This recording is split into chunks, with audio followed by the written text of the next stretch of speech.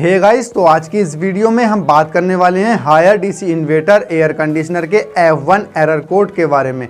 Higher DC inverter air conditioner में F1 error code क्यों आता है, किस वजह से आता है, क्या प्रॉब्लम होती है और हम इसे कैसे सॉल्व करें जानेंगे इस वीडियो में। तो गाइस, वीडियो स्टार्ट करने से पहले मेरी छोटी सी एक रिक्वेस्ट है, अगर आप लोगों ने अभी तक ट्रस्टवर्दी होम सर्विसेज चैनल को सब्सक्राइब नहीं किया है तो ट्रस्टवर्दी होम सर्विसेज चैनल को सब्सक्राइब कर लें एंड बेल आइकन को प्रेस करके रोज़ की न्यू वीडियो देखते रहें। तो गाइस, आपका ज़्यादा टाइम ना लेते हुए वीडियो को स्टार्ट करते हैं। तो हम बात कर रहे थे Haier DC inverter air conditioner के F1 एरर कोड के बारे में। अगर आपको भी Haier DC inverter air conditioner में F1 एरर कोड देखने को मिल रहा है तो आपको सबसे पहले ये चेक करना होगा, ये जो हायर एयर कंडीशनर में जो F1 एरर कोड आता है ना, ये आउटडोर में प्रॉब्लम होती है। सबसे पहले आपको ये ध्यान रखना होगा, आपको इंडोर में कोई भी छेड़छाड़ी नहीं करनी है, आपको डायरेक्टली आउटडोर में जाना होगा। और जो हमारा जो ये F1 error code Haier DC inverter air conditioner में देखने को मिलता है,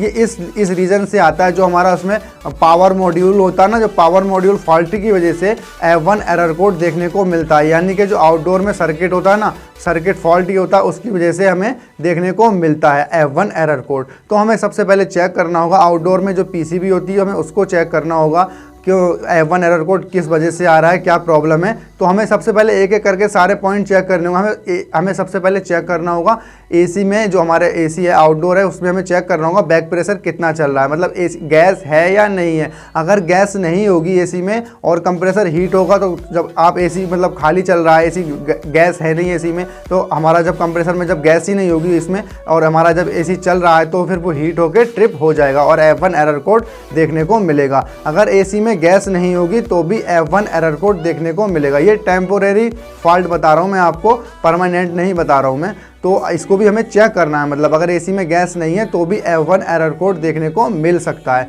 अगर एसी में गैस है फिर भी F1 एरर कोड आ रहा है तो कंडेंसर को भी आप एक बार चेक कर लें। अगर वो ज़्यादा डर्टी होगा, बहुत ज़्यादा गंदा होगा, तो भी F1 एरर कोड देखने को मिलेगा। हमें उसको साफ़ करने की ज़रूरत है, मतलब उसकी सर्विस करने की ज़रूरत है। उसको आप सर्विस कर देंगे तो शायद F1 एरर कोड हट जाए।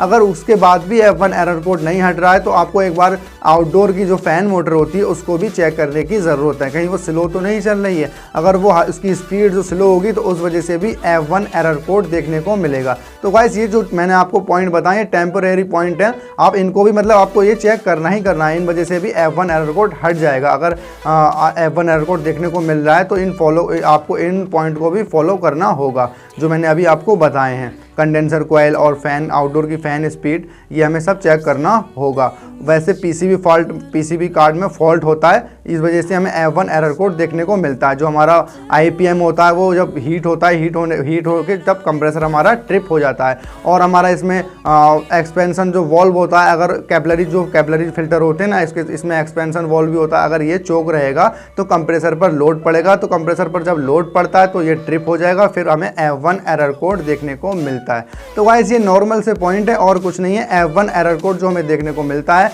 बस ये ऐसे ही, जो यही रीज़न है, 3 से 4 5 यही रीज़न है। आप इनको फॉलो करेंगे तो F1 एरर कोड हट जाएगा। अगर ये इतना सब कुछ करने के बाद भी अगर F1 एरर कोड आ रहा है तो फिर आपको कुछ नहीं करना, इंडोर की और आउटडोर की पीसीबी खोल करके ले जाएं आप नियर बाई और वहाँ से रिपेयर करा के उसको लगा सकते हैं। आपका F1 एरर कोड हट जाएगा। अगर आप चाहें तो आप हमसे भी पीसीबी रिपेयर करा सकते हैं, बट हम ओनली दिल्ली NCR में सर्विस प्रोवाइड करते हैं। तो गाइज़, आई होप सो, उम्मीद करता हूँ ये वीडियो आपको पसंद आई होगी। वीडियो को लाइक एंड शेयर ज़रूर करें एंड कमेंट बॉक्स में ज़रूर बताएं। तो गाइज़, चलते हैं, फिर मिलते हैं एक और ऐसे ही नेक्स्ट वीडियो के साथ।